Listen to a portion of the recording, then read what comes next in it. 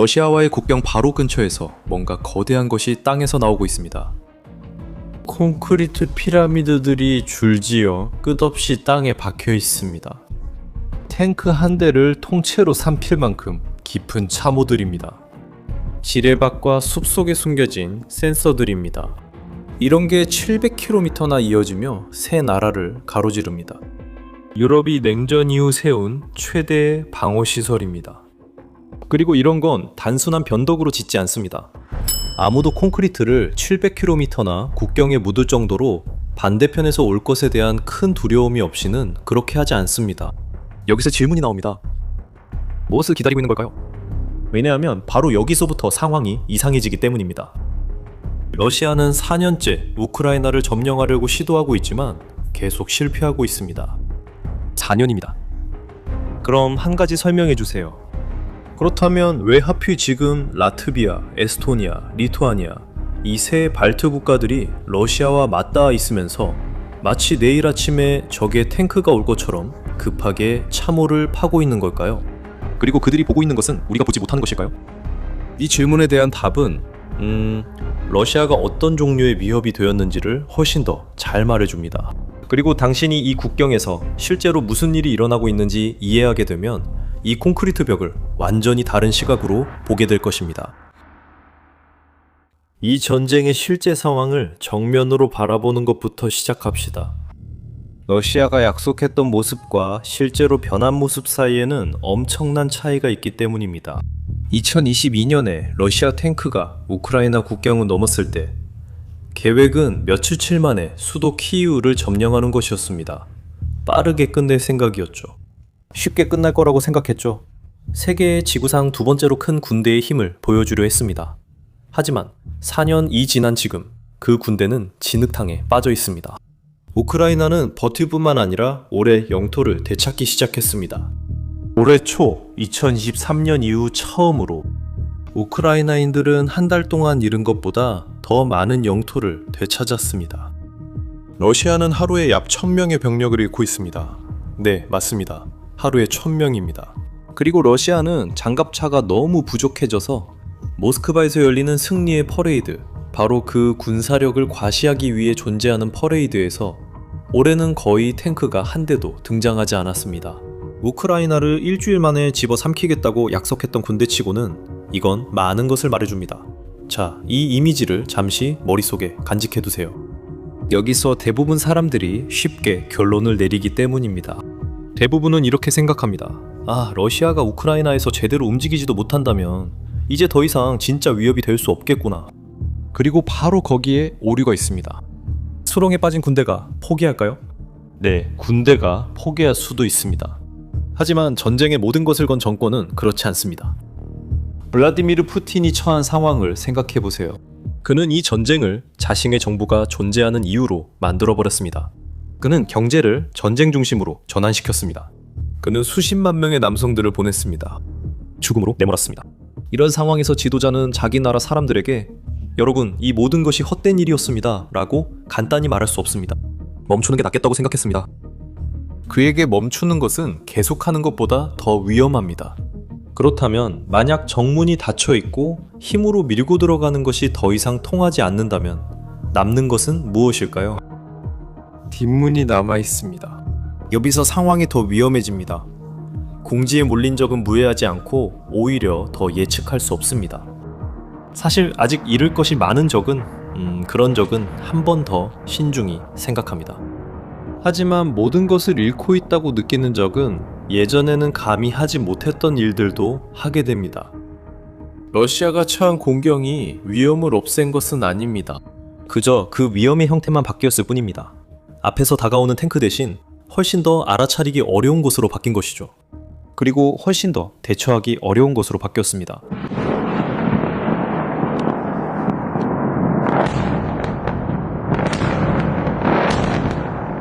그리고 그 뒷문이 뭔지 아세요?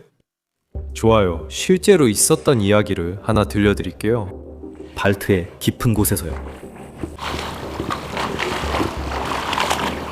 크리스마스 이브에 누구 소유인지도 모를 낡은 유조선 한 척이 발트해를 건너고 있었어요. 그 배 아래 바닷속 깊은 곳에는 핀란드와 에스토니아를 잇는 전력 케이블이 지나가고 있었어요. 그리고 그 배가 항해하는 동안 닷이 바다 밑바닥을 끌고 다녔어요.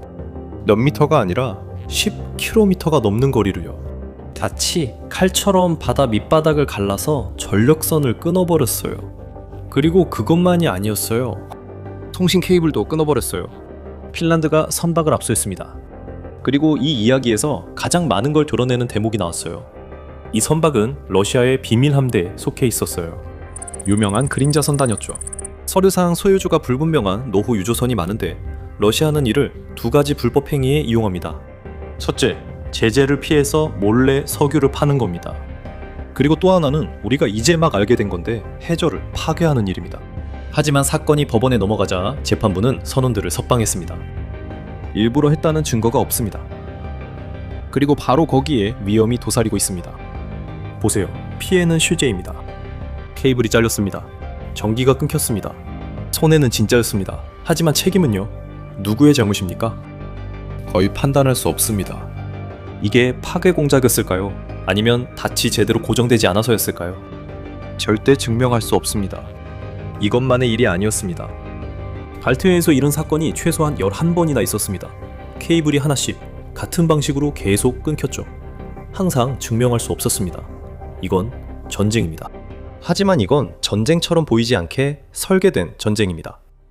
그리고 이렇게 설계된 데에는 아주 구체적인 이유가 있습니다. 러시아가 넘을 수 없는 선이 존재하거든요. 그리고 그 선에는 이름이 있습니다. 제5조입니다. 아마도 여러분은 이미 그 규칙을 알고 있을 겁니다. 나토 국가를 공격하면 모든 나토 국가를 동시에 공격하는 것과 같습니다. 러시아가 탱크를 앞세워 에스토니아를 침공하면 에스토니아만 상대하는 것이 아닙니다. 러시아는 미국, 독일, 프랑스, 전 세계를 한 번에 상대하게 됩니다. 이런 전쟁은 아무도 시작하고 싶어 하지 않죠. 그래서 러시아는 계산을 합니다. 대놓고 탱크로 침공하면 제5조가 발동되어 전 세계가 러시아를 상대하게 됩니다. 하지만 바닷속에서 케이블을 끊는다면, 길을 잃은 드론을 날려보낸다면, 아니면 일부러 이민자 무리를 국경으로 밀어넣어서 이웃나라를 압박하는 건가요? 이 중 어느 것도 규칙을 발동시키기에 충분히 명확하지 않습니다. 이것은 서명이 없는 피해입니다. 선을 넘지 않는 전쟁이죠.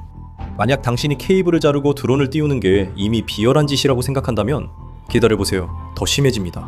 왜냐하면 가장 치밀하게 계산된 공격은 바닷속에서 온 게 아니었으니까요. 공식 문서에 펜으로 서명되어 온 것이었습니다. 올해 5월 블라디미르 푸틴이 새 법에 서명했습니다. 그리고 이 법은 여러분의 모든 주목을 받을 만합니다. 왜냐하면 이 법이 이 모든 판에서 가장 위험한 조각이기 때문입니다. 이 법은 러시아가 해외에 있는 러시아 시민을 보호하기 위해 군사력을 사용할 수 있도록 허가합니다. 다른 나라 법원에 의해 구금되거나 기소되거나 박해받는 러시아인들입니다. 관료적으로 들릴 수 있다는 건 알아요. 하지만 이게 실제로 무엇을 의미하는지 잘 들어보세요.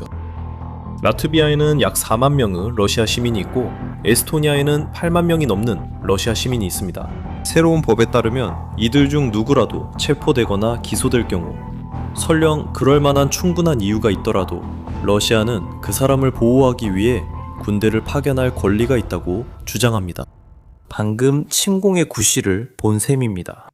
당신 눈앞에서 만들어지고 있는 것입니다. 그리고 이건 이론이 아닙니다.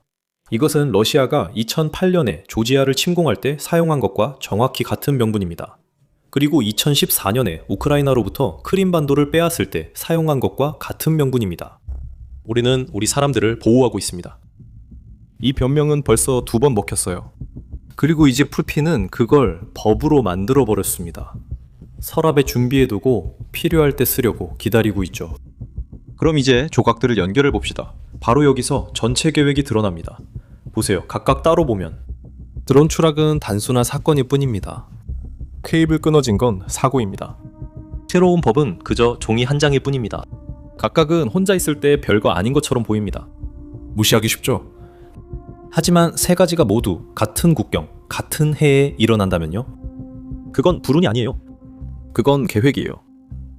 그리고 그 계획의 비밀은 이거야.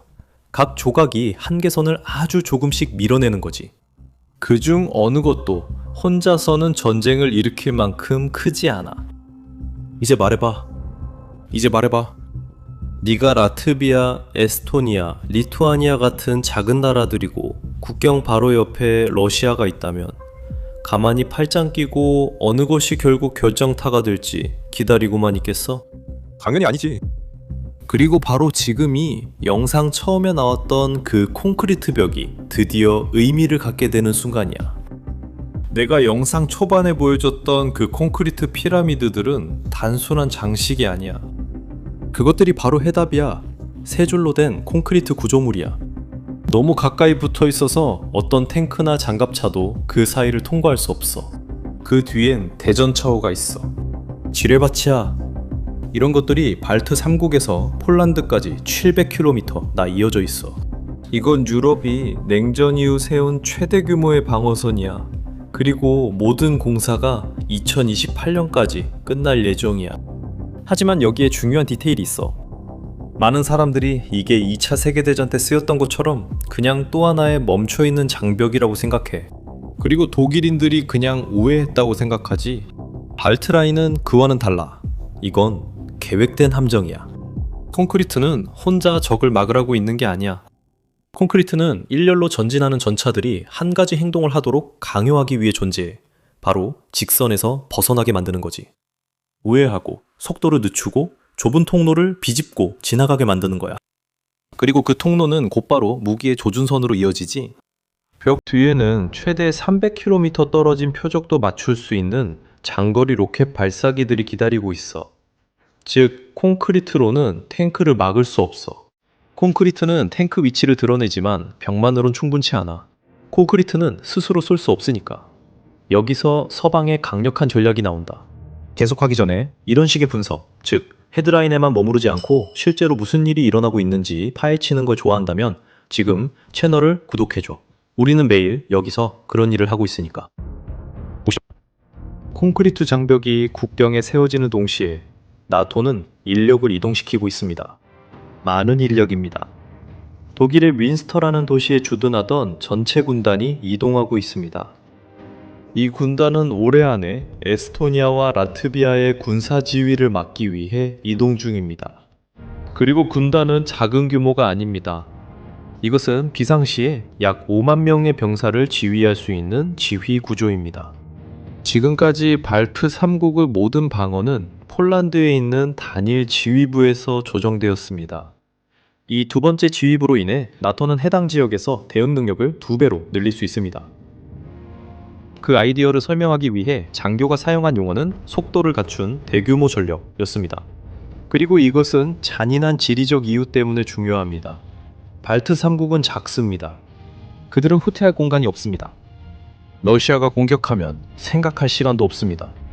방어는 미리 준비해야 합니다. 그래서 콘크리트는 적을 지연시키고 소중한 몇 분을 벌어줍니다. 그리고 군단이 그 몇 분을 이용해 대응하는 겁니다. 그리고 바다에서는 서방이 바로 그 그림자 함대를 감시하기 위해 영구적인 해군 임무를 시작했습니다. 그 함대는 해저 케이블을 자르고 다녔죠. 보시다시피 서방은 그 수를 간파했습니다. 위협이 변했다는 걸 깨닫고 양쪽 전선에서 움직이기 시작했습니다. 육지와 바다에서요. 그럼 이제 다 해결된 거죠? 맞죠? 그랬으면 좋겠지만 답은 그렇게 간단하지 않아요. 이게 이 이야기의 진짜 긴장감이 숨은 부분이에요. 그 벽은 2028년에 완성될 예정이기 때문이에요. 그리고 내일 벽이 완성돼도 콘크리트로 막을 수 없는 게 있어요. 하지만 모든 것을 바꾸는 디테일이 있어요. 바다 밑에서 끊어진 그 케이블, 법원은 선원들을 풀어줬어요. 국경을 넘나드는 드론들은 항상 항법 실수라고 하죠. 침공의 법리는 시민 보호를 내세웁니다. 이 모든 것들의 공통점을 아시겠나요? 이 중 어느 것도 누군가가 손가락질하며 이건 공격이야, 반격하자 라고 말할 만큼 명확하지 않습니다. 그리고 바로 그 점이 러시아의 진짜 목표입니다. 진짜 목표는 발트 지역의 영토가 아닙니다. 그것은 콘크리트로 방어하기 훨씬 더 어려운 것입니다. 그것은 서방이 대응하려는 의지입니다. 나토 제5조가 어떻게 작동하는지 생각해보세요. 그것은 모두가 그것을 믿고 있을 때만 효력이 있습니다. 러시아가 케이블을 끊고 유럽이 망설이는 날, 드론을 날리고 유럽이 그것이 해당되는지 아닌지 논의하는 날, 법으로 군대에 파견하는 거죠. 그리고 동맹의 절반이 진정해, 이런 일로 전쟁을 시작하진 말자 라고 말하는 거죠. 그날 제5조는 휴지 조각이 되는 겁니다. 탱크 한 대가 한 발도 쏘지 않았는데도 말이죠. 이건 가정이 아니라 방금 실제로 일어난 일입니다. 5월 말 러시아가 또 한 번 우크라이나를 향해 200대가 넘는 드론을 발사하던 밤에 그중 하나가 국경을 넘어 루마니아에 떨어졌습니다. 나토 회원국입니다. 그것은 폭발물을 실은 러시아 드론 게란2였습니다. 그 드론은 동부 갈라시시에 있는 아파트 건물을 강타했고 옥상에서 폭발했습니다. 2명이 부상당했습니다. 그리고 처음으로 일반 시민들이 거주하는 건물이 나토 영토에서 공격을 받았습니다. 그리고 그 다음에 무슨 일이 있었는지 아세요? 그 답이 이 전쟁이 실제로 어떻게 돌아가는지 보여줄 거예요. 루마니아는 드론을 격추할 수 있는 허가를 받은 전투기를 공중에 띄워놨었습니다. 그래도 드론은 그냥 지나갔습니다. 루마니아 당국은 그 드론이 우크라이나에서 피격된 후 경로가 바뀌었을 수 있다고 말했습니다. 일부러 공격한 걸까요? 아니면 전쟁 중에 일어난 사고였을까요? 여기서 패턴이 보이시나요? 우리도 똑같은 질문을 하고 있습니다. 무슨 일이 일어났는지, 누가 공격을 했는지 확실히 말할 수 없습니다. 하지만 러시아 드론이 나토 영토에서 사람들을 다치게 한 건 사실입니다. 그리고 동맹의 반응이 어땠는지 아십니까? 아니요, 그들은 제5조를 발동하지 않았습니다. 군사적으로 대응하지 않았습니다. 제4조를 사용했는데 사실상 모여서 이 문제에 대해 이야기해보자 라는 뜻입니다. 그래서 러시아 대사를 소환했습니다. 그들은 경솔함을 강하게 비난하는 성명을 발표했습니다. 그리고 끝이었습니다. 이게 러시아에 주는 신호를 생각해보세요. 나토 안의 건물을 공격하고 사람들을 다치게 해도 그에 대한 대응은 결국 회의로 끝난다는 신호를 주는 거죠. 레드라인이 넘겨졌습니다. 그리고 심각한 일은 아무것도 일어나지 않았습니다. 이런 일이 반복될 때마다 다음번은 더 쉬워집니다. 상상 못한 일이 또 하나의 뉴스가 됩니다. 그게 새로운 일상이 됩니다. 그리고 바로 이렇게 한 걸음씩 러시아가 2014년에 크림반도를 점령했습니다. 결코 대규모 전쟁을 일으키지 않고서 말이죠. 이게 진짜 전쟁입니다. 국경을 위한 것이 아니라 의심을 심는 전쟁이죠. 사실 러시아는 전장에서 서방을 이길 필요가 없습니다. 러시아는 서방이 사건마다 조금씩 더 망설이기만 하면 됩니다. 조금 더 분열하고 조금 더 의심하면 됩니다. 멀고 작은 나라를 지키는 것이 과연 가치가 있는지 더 의심하게 만들면 됩니다. 그러다 보면 언젠가 발트해 국가를 지키겠다는 약속이 내부에서부터 완전히 부식되어 아무도 그 약속을 믿지 않게 될 것입니다. 러시아와 발트해 국가 사람들도 그렇습니다. 그래서 지금 그 벽이 세워지는 중입니다. 돌 하나하나 쌓아 올리고 있습니다. 콘크리트 위에 콘크리트를 쌓고 있습니다. 발트인들은 콘크리트만으로는 이 전쟁에서 이길 수 없다는 것을 알고 있습니다. 하지만 그 콘크리트는 드론도 지울 수 없는 메시지를 전합니다. 우리는 여기서 그것을 진지하게 받아들이며 의심의 여지가 없습니다. 진짜 위험은 몇 달 전에 국경에 나타나는 탱크가 아닙니다. 사고로 위장한 공격과 진짜 위험입니다. 발트 3국은 어제의 전쟁, 즉 탱크와 국경의 전쟁에 대비하고 있는 것이 아닙니다. 그들은 내일의 전쟁에 대비해 방어하고 있습니다. 땅을 차지하려는 전쟁이 아닙니다. 사실상 그 전쟁은 서방이 대응하려는 의지를 꺾으려는 것입니다. 아직 그 전쟁의 존재는 아무도 증명하지 못했습니다. 이 이야기는 끝나려면 아직 멀었습니다. 끊어진 케이블 하나, 드론 하나, 병력의 움직임 하나하나가 새로운 장입니다. 그리고 저희가 여기서 그 모든 이야기를 전해드릴 겁니다. 그렇죠? 그러니까 앞으로 이 이야기가 어떻게 전개될지 지켜보고 싶으시다면 채널을 구독하고 알림 설정을 해주세요. 이 경계에서 다음 변화는 시간 문제일 뿐입니다. 그리고 가시기 전에 여러분의 의견이 궁금합니다. 여러분은 러시아가 앞으로 몇 년 안에 진짜로 제5조를 시험할 거라고 보십니까? 러시아가 나토 전체와 충돌할 행동을 할 거라고 보십니까? 아니면 이런 더러운 전쟁이 드론이나 절단된 케이블 수준에만 머물고 더 큰 전쟁으로는 번지지 않을 거라 보십니까? 여러분의 생각을 댓글로 남겨주시면 읽겠습니다. 그리고 이건 아직 아무도 정답을 모르는 그런 경우 중 하나입니다. 다음 영상에서 만나요.